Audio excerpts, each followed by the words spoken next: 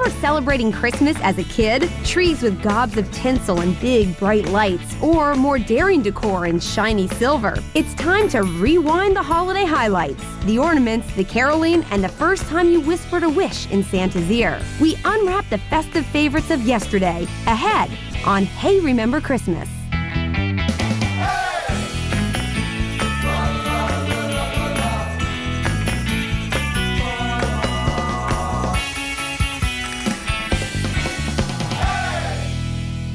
Welcome to Hey, Remember Christmas. I'm Jill Cordes. Nothing has the power to bring back childhood memories like Christmas. Imagine the popcorn and cranberries, tinsel by the ton, strands of big blinking lights. It's all part of the Christmas we grew up with. So toss a log on the fire. We're about to jingle a few of your favorite memories. Think back on Christmas as a kid and what pops to mind? Well, there's the tree, the ornaments, and definitely the presents. But for most of us, Santa is the one who delivers the biggest sleighful of memories. We've grown up, but he hasn't changed in years. There's the red suit, the black belt, jolly, rosy cheeks, big belly, bouncing a lot. He always just seemed larger than life. With such a clear description, you learned to recognize Santa when you were just a tiny tot. Here's Santa with his dancing, prancing reindeer. Remember watching those Thanksgiving parades, eager for that first glimpse? Oh, here he comes down the street. It's Santa Claus, and you're just like whipped into this frenzy. And almost immediately after that, you were escorted out to the shopping mall by your mom, where you could wait in line and meet Santa because he was officially in town. So what do you remember about that first visit with Santa? Maybe you were one of those kids who was ready, but not necessarily willing. I think when you're younger, he's a little bit scary. I think I cried many times at Santa's lap. I was bawling, reaching out for my mom. It's scary. But it doesn't take long to warm up to Santa. I mean, what's not to like about the jolly guy bringing gifts? He's Saint Nick, you know, he's the guy that brings all the presents. He's totally magical and supernatural. In fact, a little too magical. Parents had us convinced he could see all. Oh yes, parents were always, oh, if you don't behave, Santa's not going to bring you anything. There was always the fear that you were going to get coal in your stocking. Parents would use that all the time to keep you in line. We knew we'd better watch out. There was always the warning in the back of your head. You're naughty or you're nice, and Santa knows. because Santa was the one bringing the presents. He was the one I really wanted to impress. You wanted to let Santa know you'd been good, so he'd bring the loot. But first, you had to make sure you were talking to the real deal. Santa had a few stand-ins from time to time, and one famous ball player was a real hit in the role. Ah, yes, now we get it. The one and only Babe Ruth. And here comes the pitch. I want a rabbit. You want a rabbit? Even for the great Bambino, Santa's boots can be tough to fill. But it was never the kids who worried about the whiskers. Even the Santas that don't look perfect are still good Santas. We knew exactly what Santa should look like, but just where did we get that idea? Very few people realize that Santa Claus's history is actually a fairly short one. The skinny Saint Nick, he's European. The fat jolly guy starts with an American drawing, but it's really an ad campaign for a soft drink that defined his look for good in the 30s and 40s. And the Coca-Cola Santa is the Santa that we know is the real Santa. So that's the cherry cheek Santa we grew up with, depicted in countless decorations. Remember the plush toys, the teapots, the cookie platters, and of course, the wind-up toys? Mom even used his image to serve up holiday cheer. I'm sure that a parent would have used this and to pour milk or juice for their kids on Christmas morning. From mugs to planters, candles to salt and pepper shakers, Santa was everywhere. And we mean everywhere. Then there's like consumables. Toilet papers are always good. Each decoration took a different twist on Santa, because once the basics are covered, we all like to tweak the image from time to time. Absolutely. I mean, my mother looked for Santas that looked like our parents. And when we found a black Santa. It was so exciting. And so it was great to see Santa as family. We did have Santa Claus. We call it Papa Noel. Yeah, he comes flying and lifts it on your shoes. You can't go through the chimney since we don't have one. And that begs the question, what did Santa do in warm weather? Did he really need the fur or the fireplace? The chimney, no chimney thing was a bit of a dilemma. No worries, Santa could use a door or a window. But next you had to wonder, how could he get his rounds done on time? I definitely had friends that would try very hard to figure the whole thing out. But the true believers never fret the details. I don't want to know what a magician does, just any more than I don't want to know exactly how Santa Claus does it. Somehow we knew he'd make it, so the stockings were ready and waiting. And then the last ritual was putting out the cookies and the milk for Santa. And some carrots for the reindeer, because you gotta think of the reindeer too. They're the working man, really, of the Santa hierarchy. Anything to keep Santa happy, because your hopes were high as you tried to nod off to sleep. Then, in the wink of an eye, it was here. And then the great day arrived. Those stockings were stuffed with all the goodies. Remember the little reminders of himself that Santa left behind? Maybe a toothbrush, a yo-yo, or a Pez dispenser? Santa would be the one to put little stocking stuffers in there so you'd remember, what Santa looked like when you wake up in the morning. Santa tried hard, but he couldn't always hit the target. But Santa made a grave mistake. He left a railroad train for Jackie. He should have left it for Daddy. Because fathers and mothers never grow up. Not on Christmas. When you're a child at heart, it's hard to resist visiting Santa on memory lane. He's the proverbial happy, jolly guy that maybe we all want to be. Call him Father Christmas, Kris Kringle, or St. Nick. He's the one that delivers the toys, the treats, and a sack full of sweet dreams from holidays past.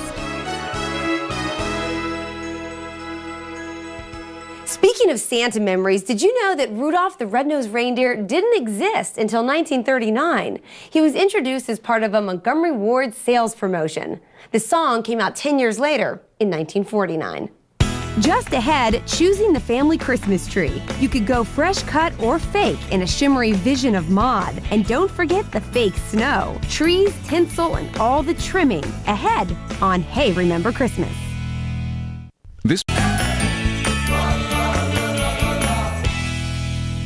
Welcome back to Hey Remember Christmas. I'm Jill Cordes. When it comes to symbols of the holiday season, nothing stands as tall as the Christmas tree. Now, hauling it into the house is a German tradition, but the aluminum tree, now that's an all-American twist. So what type of tree did you have as a kid? Chances are selecting the right one was a major family decision.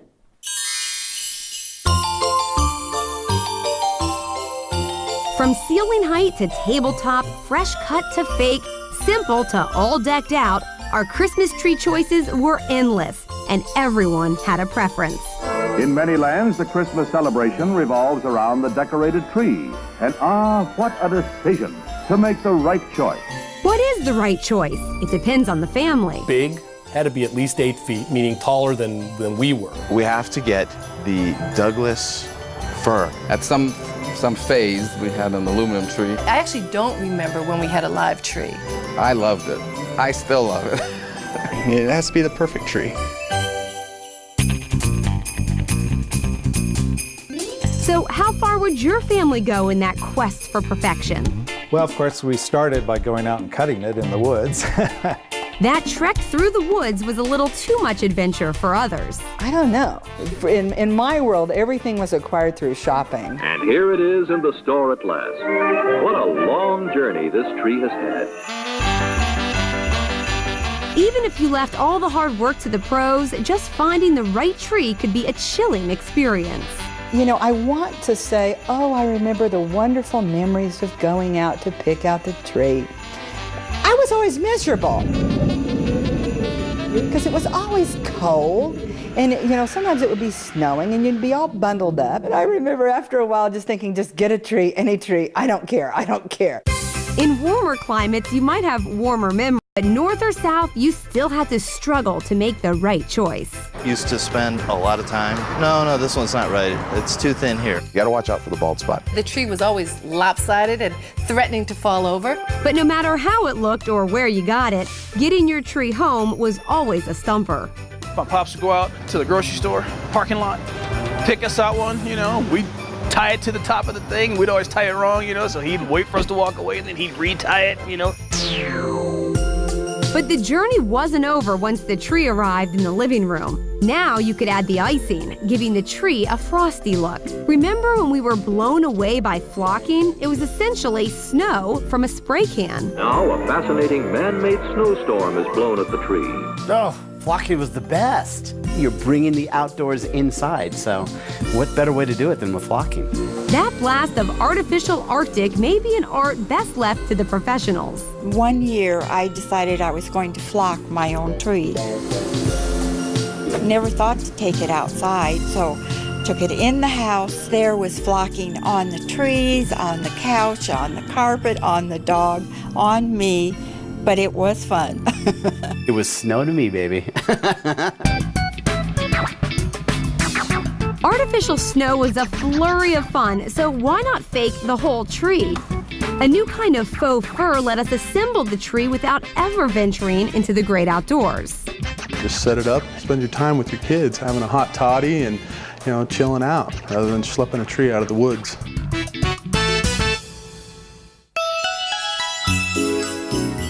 The fake trees have been around longer than you might think. The scrawny feather trees date back to the 1880s. A later imitator was made entirely of bottle brushes. But the king of fakes debuted in 1959 when the atomic age gave rise to a shimmering vision of Christmas future. Wow, it looks like a spaceman dropped it off. First, it was kind of a mysterious thing, like, what is this thing? Some would say aluminum trees are the ultimate in bad taste. I didn't think much of them at all. I cannot say that because to me, the aluminum trees are the ultimate in retro kitsch, which to me is excellent taste. You couldn't string lights on a silver pine. They got too hot. So the color wheel gave it its glitzy glow. Don't you remember driving around and you'd see these lights just changing colors in people's front windows? No matter what kind of tree the family chose, we had to spruce it up before adding the ornaments. Garland ran the gamut, from delicate beads to thick ropes of silver and gold. But homemade decorations made the best memories. Who can forget the painstaking process of stringing popcorn? You have to be very careful and you have to look for the right kernels because you can't just skewer them. You ate more popcorn than you strung, and so at the end of the night, there wasn't really much to show for, so.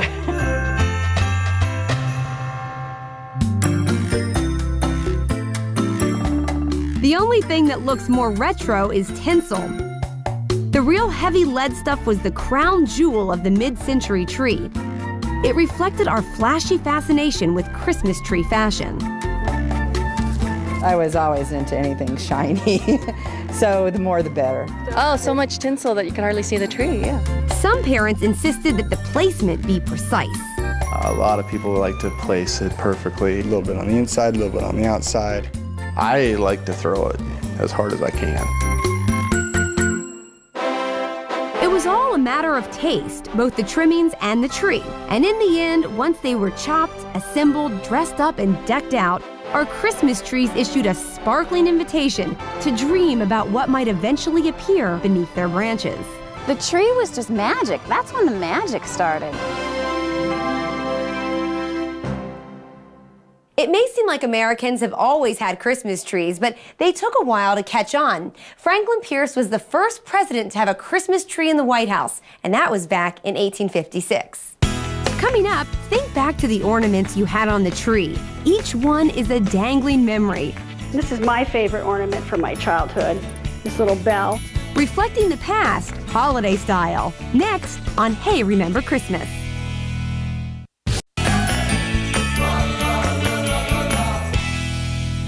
Welcome back to Hey, Remember Christmas. Decorating the house for the holidays has always been a family affair, and the biggest job is getting that tree trimmed. It can take a while, especially if you stop and reminisce about every other ornament. It's hard not to, because often those ornaments have a story to tell.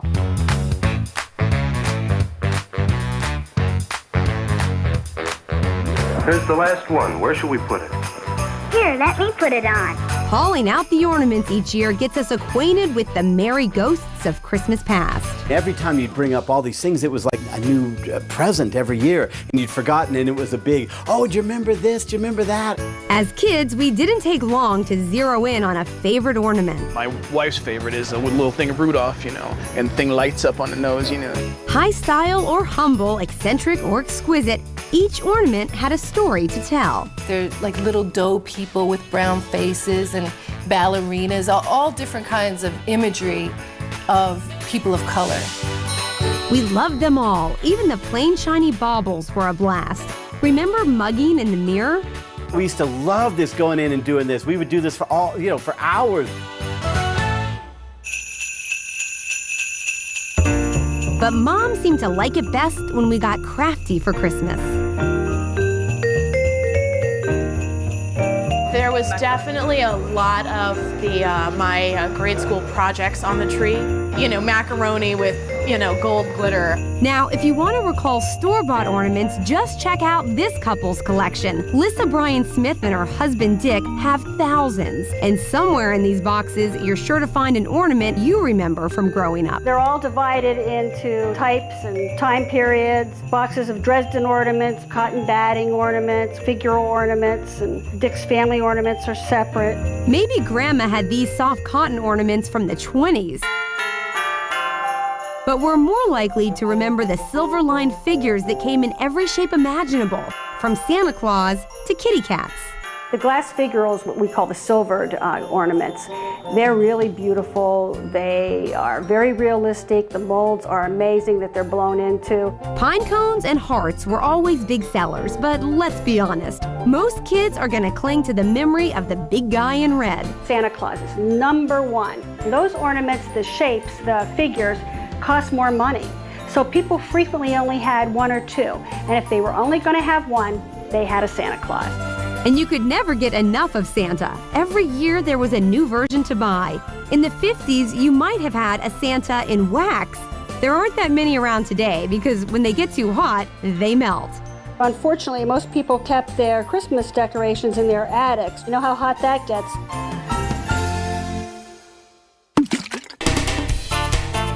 You won't have a memory meltdown if your family tree was decked out in glass. From German kugels to the striped baubles from the 40s, something's sure to ring a bell. How about the kind with a jolly jolt of tinsel inside? But there is one problem with glass. Yeah, you remember. Dropping the ball might shatter the joy, but post-war technology provided just the solution in fantastic plastic. We wanted something new, something different, and plastic gave us great opportunity. So you would see plastic angel ornaments, choir boys, you'd even see wise men on candles. But not all plastic is alike. Your memories of these celluloid ornaments of the 40s and 50s might have gone up in smoke. The problem with celluloid is it's highly flammable. Since we couldn't help melt them, break them, and burn them, it's a good thing by the 40s and 50s they finally came by the box. And one company dominated the market. Shiny Bright was one of the most successful companies in the United States with the boxed ornaments. You probably recall the kind with the fancy flocked scenery, too. And you would have village snowmen. They might say Merry Christmas in stenciling on them. Silent Night was another common phrase that we saw. And remember the funky glittery ones with the indented centers? They capture the lights in the room, and they capture colors from the other ornaments and sparkle. Maybe it was the kooky family down the block that had these Italian ornaments from the 60s. You can see that they're just pretty much goofy looking, just really exotic, different, and didn't suit everybody's taste. In truth, you could put just about anything on a tree and call it an ornament. From mittens to candy boxes, birds to fish, plastic elves to Victorian collectibles. Whatever was your cup of tea. But clearly ornaments don't have to be glamorous to wheedle their way into our hearts. This is my favorite ornament from my childhood, this little bell.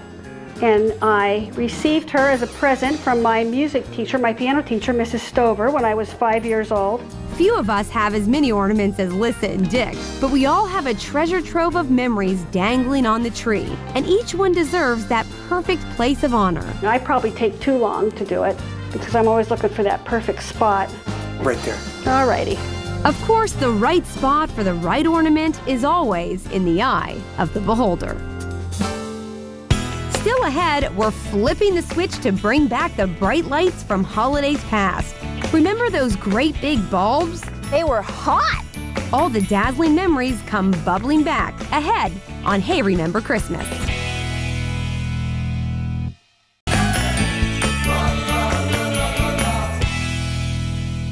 Welcome back to Hey Remember Christmas. I'm Jill Cordes. Christmas comes at the darkest time of the year, right around the winter solstice. So it's no wonder we love to decorate with lots and lots of twinkling lights. Nowadays, you see the dainty miniature lights everywhere. But back in the 50s and the 60s, it was the bright colored bulbs that made our holidays glow. It's easy to flip the switch on Christmas memories. Just look at the lights that made our holidays sparkle. A press of the button lights the great tree in New York's Rockefeller Center. Yes, it's Christmas once more. Christmas lights give off an unmistakable glow that adds more than just a little twinkle to our eye. Lights are so much a part of Christmas. They're so much a part of us. They're our memories. For light collector Don Crandall, Christmas has always been a string of megawatt memories. When I was a child, I was just fascinated with Christmas lights. To me, they've always been reminiscent of something wonderful and comforting. Ever since the days of Thomas Edison, we've decked the halls with hundreds of sparkling lights, inside and out. Twinkling lights can turn an ordinary street into a fairyland. From rooftop to treetop, no outdoor space was out of reach. The results could be magical, and neighbors took notice. We actually would go driving to see Christmas lights as a family. So we would pile in the car and drive around basically looking for the really hugely overdone houses. That's what it's about. And count on it, they were out there. Neighborhoods could almost go into like arms races, break into battle over their decorations. And then some people just went completely crazy.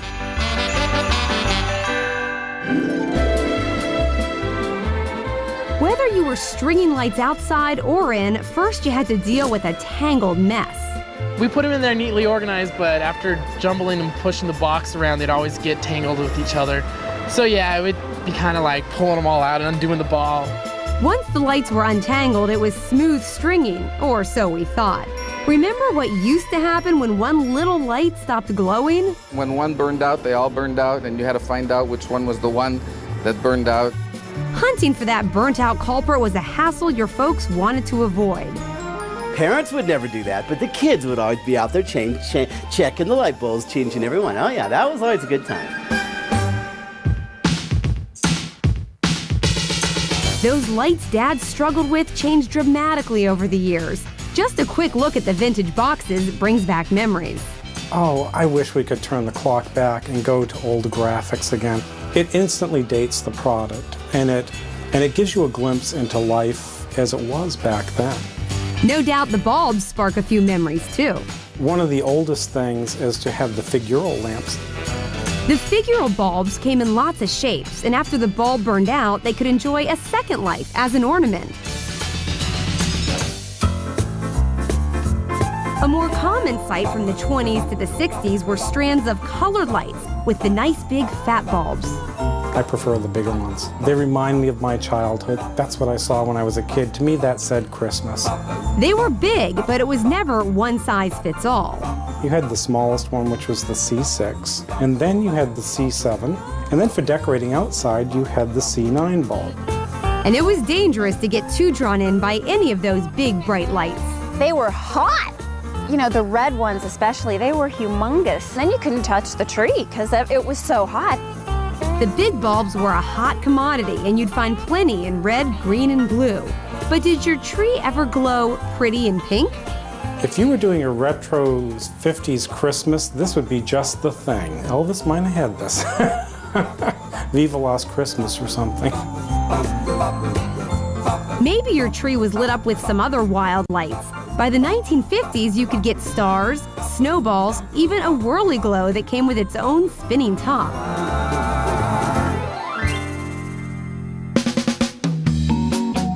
But when it came to post-war lights, the bubblers were clearly the toast of the town. Introduced in 1945, these bubbly bulbs were the perky picks for millions of buyers. Well, in around 45, Noma came out with the bubble light, and it was a huge success. It just sold millions of them. Oh, you'd have to be a grouch not to like bubble lights. They're so happy. Look at them. Although hanging the bubble lights could be a tougher task than your regular colored bulb. Putting on bubble lights is a little bit art and a little bit science. Like, you always want to try and get it placed so that they're going to be upright so they can bubble. And then the question was, did you have enough? There was one way to find out. The squinty test, I've sworn by it for years. You throw the lights on and just squint your eyes and just see how nicely they're spaced. If it looks like you get good coverage all around, then you're golden. Bubble lights or star lights, snowballs or whirly glows. With so many lighting choices over the years, it's hard to say what's tasteful and what's tacky. It really comes down to what you grew up with. You can still buy and use the old strings of lights, but collectors suggest you use a dimmer. That way they won't get too hot to handle and they won't burn out so quickly either. Up next, we take a peek into the past to remember the magic on display in the department store windows. Plus, a look back at our obsession with the must-have toy of the year. It's all ahead on Hey Remember Christmas.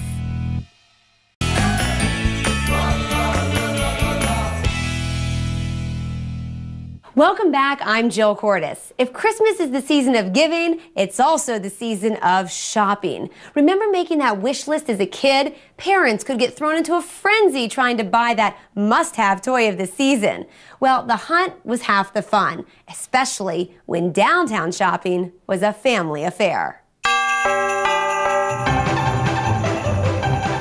Remember the days before there were so many malls in America, when good citizens hit the sidewalks of the big cities to do their holiday shopping? The annual Christmas shopping spree is bigger and better than ever, according to merchants across the country. Stores are jammed as gift lists are checked off. People of all ages pack downtown department stores, dressed in their Sunday best. Have we forgotten Aunt Ruth? What about Cousin Peter? Did you get something for Audrey? It's in one store and out the other. It was the one time of year that kids begged to go shopping, and the hustle and bustle made the seasonal spree all the more exciting. My mother would get very busy with shopping. We would go with her, so to learn the art of shopping with my mother was quite an experience. But shopping wasn't the only department store experience that many of us remember. The gay bubble of the holiday season floats feather light in the hearts of Kris Kringle's worshippers. The holiday window displays were so elaborate they drew families from miles around. We'd go to Chicago every year. We'd do the store windows, and then we'd go to Santa Claus at Marshall Field. Faces pressed against the glass, kids were mesmerized by the motorized Christmas contraptions. It was really magical. All these miniature people moving around, and it was really exciting. There were just so many people and all the smells and the noise and the crowds. You'd go into Manhattan and it was just magic. Once inside the department stores, even more magic was located in the toy department. After an exhausting day ransacking the department stores, you couldn't help but dream about all the loot Santa might deliver. The sweet dreams of childhood are filled with visions of sugar plums and the ecstatic pleasures of youth. Would Santa bring that brand new doll or that swell train set? You could start that wish list as soon as those catalogs arrived in the mail. And so I would start imagining Christmas probably as soon as the JCPenney catalog came. I don't know when that was. The Sears catalog, we would get it in the mail, and then we used to be able to pick. We just looked through it and circle everything we wanted and think we were going to get it. So what did our parents get us? Well, in the 50s and 60s, gifts often reflected the times, and they were pretty gender specific. Boys usually got a convoy of wheels, from race cars to Tonka trucks. And remember that rootin' tootin' cowboy crowd? I got cowboy stuff, the chaps and the boots and the hat. I used to have the whole getup. Gifts for girls made mom the hero. These toys let young ladies mimic the fine art of housekeeping. This is all before women's liberation, and there were more defined lines for gift giving for boys and for girls. In the 70s, there were some definite favorites on the wish list. Boys wanted Star Wars stuff. I wanted a Millennium Falcon from Star Wars so bad. And girls begged for Barbie bling. Barbie dream house, baby. And Barbie's sports car. Each year, you know, things would add to it. But it was in the 80s that a new phenomenon was born. Remember the Cabbage Patch Kids? In 1983, the new doll hit the market, and it shook up our holiday shopping habits forever. At stores across the country, people are waiting in long lines, trying to bribe store employees, even engaging in fisticuffs. It's being called doll mania. An overactive ad campaign led to an insatiable demand, and people went Cabbage Patch crazy trying to get their hands on one. Drove all the way to New Jersey, all points. I don't even have any children. I can't believe this rage. All the toy stores were totally out most of the time, and whenever anybody heard that they had a shipment of Cabbage Patch coming in, it was a mad dash. This rage is over the Cabbage Patch Kids. I got other things for Christmas that year, I guess, but I don't remember what because I got my Cabbage Patch Kid and that's all I cared about. The way they were made ensured that no two were alike, and some clever marketing took it one step further. They've all got a birth certificate. They've all got their own names. You can adopt them. The Cabbage Patch Babies gave birth to the must-have mania that continued every Christmas with toys like Tickle Me Elmo. We nearly bounced off the walls hoping for that one toy of the year. Remember the obsession for Rubik's Cube? How about Holly Hobby, Pong, or Beanie Babies? There was surely something on top of that list. I wanted a speak and spell. It was the Super Nintendo, and I was all about the Transformer. Something that mom and dad just had to find, unless you found it first. Did you ever search for the secret Christmas stash? The anticipation was irresistible. I wanted to know so badly what I was getting for Christmas, and I peeked. And it ruined it for me. I was so sad. Even though you did kind of know what you were going to find when you opened up the presents, you know, acting surprised was the hardest part. And our parents knew Christmas was all about the surprises, so they kept up the hunt for the perfect gift. Never mind curious kids. Holiday shopping is a tradition that can't be tampered with. Even if you still prefer downtown department stores to malls, it's tough to find everything you need for the kids there. Most of those big department stores abandoned their toy sections years ago. Coming up, we tune into family time. Remember caroling door to door? Plus, that flurry of festivities on Christmas Eve, including the big wait for Santa. That's next on Hey, Remember Christmas. Everything.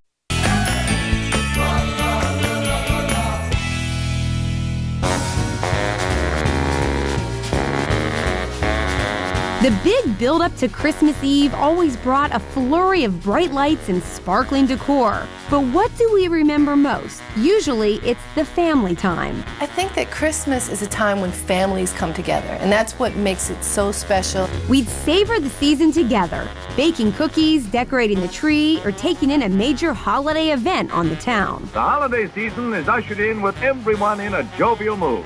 The big stars and the big shows were fun. But some of our favorite performers were all in the family. Remember those Christmas pageants? We could get pretty elaborate with the costumes and props. I played a chipmunk. I played an Alvin. I wanted my hula hoop. You know. I still want my hula hoop. You know, man, remember that song? From chipmunks to choir boys, Christmas and caroling just go together. I loved Christmas caroling. The music. It's all about the music for me. Whenever I hear Christmas music, I think of my family and just remember those great times. But sometimes those warm, fuzzy memories of caroling aren't in tune with the reality. We went singing our Christmas carols full of joy.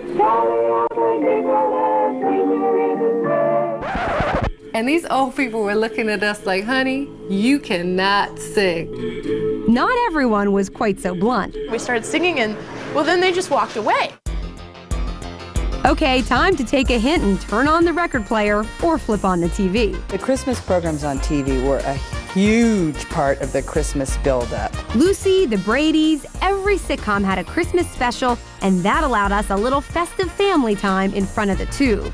Remember all those variety shows, humming along with Perry Como, Andy Williams, and Bing Crosby? Kids had their own crop of Christmas specials. Yes, The Grinch, Charlie Brown. Oh, and that little poor Christmas tree. I'm trying to think of the other ones. Frosty and Rudolph, yes, we watched those too. Well, that's what made all these things so special. There were no videotapes, there were no VCRs. You couldn't watch it anytime you wanted. Maybe there was one exception. You didn't need to set your clock to watch this movie with the family. It's a Wonderful Life. In the 70s, it aired constantly during December. You had to be asleep to miss it. You saw it by default. It was on so frequently. By the time Christmas Eve arrived, we were too busy for television. Now the relatives began to arrive, gathering for a big holiday feast. After the last course, well, each family had its own tradition. Maybe you were off to church, or maybe you had to handle a few last-minute details. Normally, you wrap the presents Christmas Eve, so you hear stuff all over the house. Do you have the scissors? Where's the paper? Gift wrapping was not a casual event. You know, there was the tape wars. Where's my tape dispenser? It was too late for wrapping in some households, and more like the time to rip open. We always opened them Christmas Eve. We would open all our gifts on the 24th, the night of the 24th. We were the one on Christmas Eve, everything else Christmas morning. If you could only open one, you wanted the best, unless Mom had other practical plans. Every year we would get our brand new jammies. Yeah, I got a few pair of Christmas pajamas. Those matching jammies sure did make a great Christmas Eve photo op.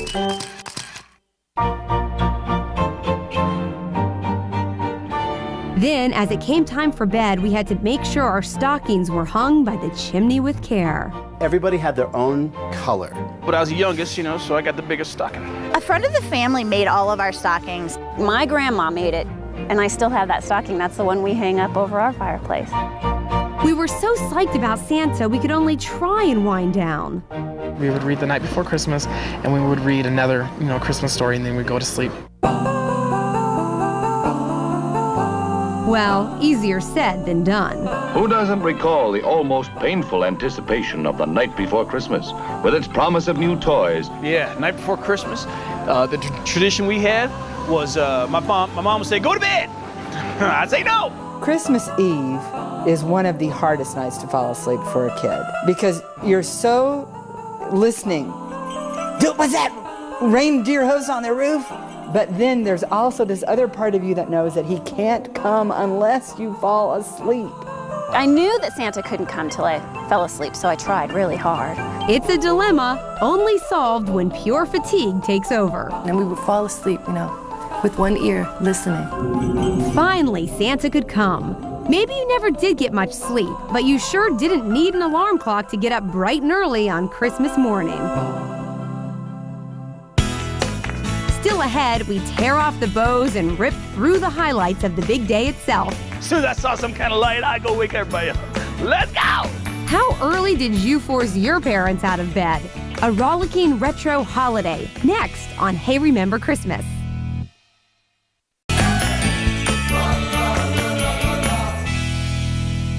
Welcome back to Hey Remember Christmas. After an exhausting season of pageants, tree trimmings, and visits to Santa, the big day finally arrives. Time for those visions of sugar plums to give way to the real thing, the stuff in the stockings. The only question was, how early could we get started? It's the calm before the storm. Santa has finished his rounds, parents have assembled the toys, wrapped the gifts, and tied each bow. But the peace could never last long. Wake up at like 4:30, the crackers on. It was always dark. 5:36. 6. That is the proper time to get up for opening presents. As soon as I saw some kind of light, I go wake everybody up. Let's go! Then it was a mad dash to see what Santa brought. The parents might have made some coffee, I don't know, that didn't concern me. Cereal, don't need it. Oatmeal, don't need it. You know, I need some presents. We would run out into the living room and we would just stop. And we were like, oh my gosh, Mom, look at this, what Santa brought us. It was a thrill unstuffing the stocking, though in truth, even big socks don't hold all that much. We got an orange and an apple every year. Usually smaller stuff like barrettes. A little piece of jewelry or a little tiny toy. I get a yo-yo every year.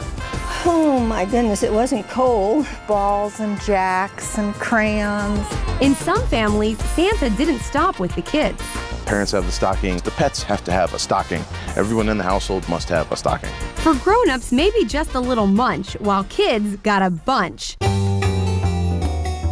Then it was time to play with the stuff from Santa while you contemplated the rest of the loot under the tree. At this point, families divide into two camps. And then it was the chaos under the tree. No, it was order, because otherwise it's over too fast. You know, it took us like minutes. You have to take turns so everyone can enjoy your bliss in opening the package. Control or chaos? That's the classic Christmas question.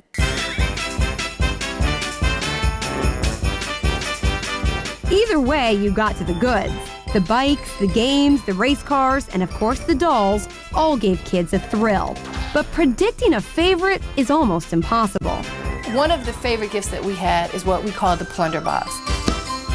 They were promotional items like little pads with paper and pens and key rings and other such things that you wouldn't think would be great. We loved it. Love it or not, you had to act the part, but we could spot the fakers. When it's met with, this is nice. Thank you. I would open up a box, I would see the shirt. Wow, Mom, it's a shirt, and throw it to the side. Clothes were the worst, really. And you open it up and you're like, big green sweater.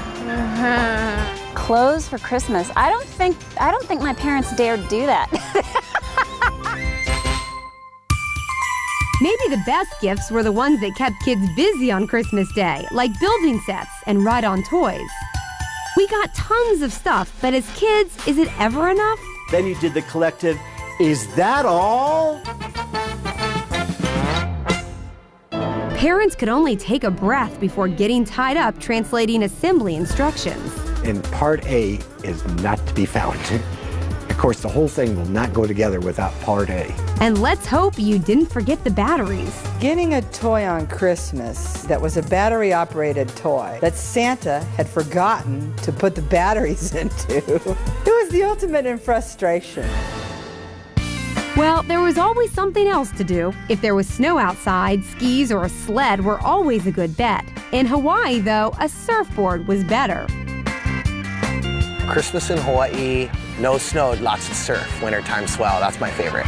Christmas activities were endless, and a brand new camera helped you capture the action. But how did you share all this with faraway family? After the presents were opened, when things had calmed down just a little bit, just enough, the parents would start making long-distance phone calls. You have to try to anticipate who's going to call first so you've opened their gift before they call so you can tell them how much you like it. Back in the 50s and 60s, long distance was a big deal. Okay, we're calling the cousins. Everything stopped for a long-distance phone call. It was always like, quit playing with your Easy Bake Oven and come say hello to your grandma. And it was like... After waiting a year, it's all over so quickly. But there's always time to savor the moment. I'm going to use the word afterglow.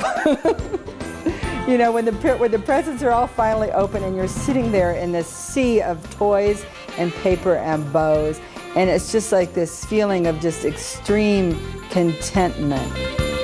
Beyond the crazy trees, the vintage ornaments, the big bright lights, and the load of gifts, Christmas memories really boil down to time with family. The things that I remember most, the music in the air, the beautiful Christmas tree with all the lights, and welcoming family into our home and just making a beautiful day. Traditions are passed down one generation to the next, built on a lifetime of happy Christmas memories. We hope you've enjoyed reliving those memories of Christmas past. And by the way, if you decide to put up an aluminum tree this year, you won't be alone. Retro is in, and these are more popular than ever. I'm Jill Hortis. Thanks for joining us, and happy holidays.